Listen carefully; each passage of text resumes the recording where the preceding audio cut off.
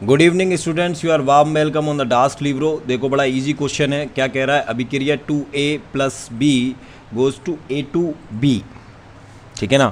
तो इस अभिक्रिया में हमको फंसना नहीं है। ये अभिक्रिया आपको फंसाने के लिए दी गई है।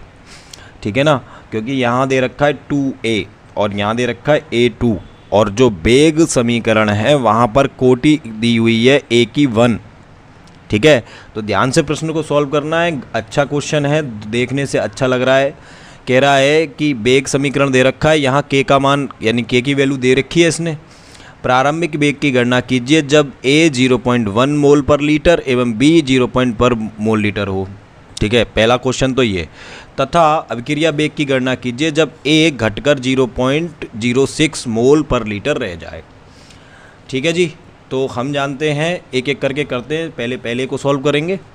ये क्या कह रहा है? प्रारंभिक वेग बराबर होगा के ए बी की पावर 2 दे रखा है।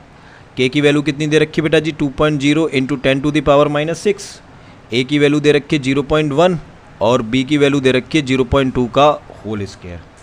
तो मल्टीप्लाई करेंगे और काटेंगे पीटेंगे तो यह आएगा 8.0 इंटू 10 टू द पावर -9 मोल पर लीटर पर सेकेंड। और ये आपका पहले का आंसर। अब ये क्या कह रहा है कि ए की सांद्रता घटकर के लिए 0.06 रह जाए। कितनी रह जाए? 0.06। तब आप अभिक्रिया के वेग की गणना कीजिए। लो साफ कर देते हैं। देखो रिएक्शन दे रखी 2A plus B goes to A2B।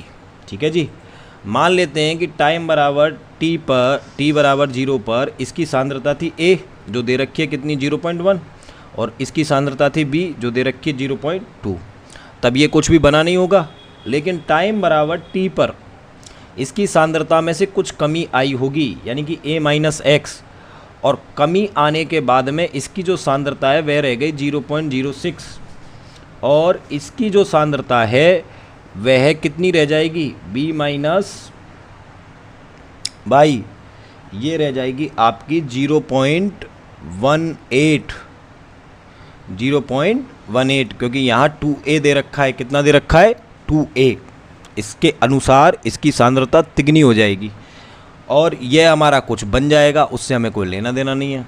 ठीक है, तो हम जानते हैं A-x बराबर आया 0.06।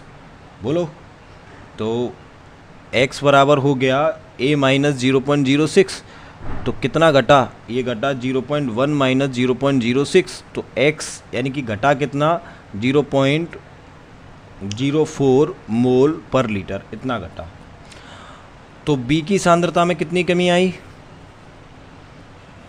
तो B की सांद्रता में कमी कितनी आई? 0.04 मल्टीप्लाई बाई 1/2 इक्वल टू 0.02 मोल पर लीटर, इतनी कमी आई। तो हम जानते हैं B माइनस वाई बराबर हो गया 0.2 माइनस 0.02 बराबर 0.18 मोल पर लीटर, जो कि मैंने यहाँ आपको पहले ही लिख दिया। तो यहाँ y की वैल्यू हम यहाँ से कैलकुलेट कर सकते हैं। तो अगर y की वैल्यू निकालना चाहो तो y की वैल्यू निकाल लो, नहीं तो कोई दिक्कत नहीं है। तो अब बताओ कि सांद्रता यहाँ कितनी रह गई? A-x। यहाँ कितनी रह गई? A-x। और यहाँ कितनी रह गई? B-y। इतनी सांद्रता बची। तो B की वैल्यू ही अपन को कैलकुलेट करनी थी, B-y कैलकुलेट करना था।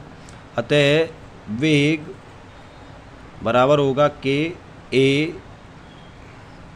B की पावर 2। तो K की वैल्यू दे रखी है 2.0 into 10 to the power -6। A की सांद्रता कितनी बची? 0.06 और B की सांद्रता कितनी बची? 0.08।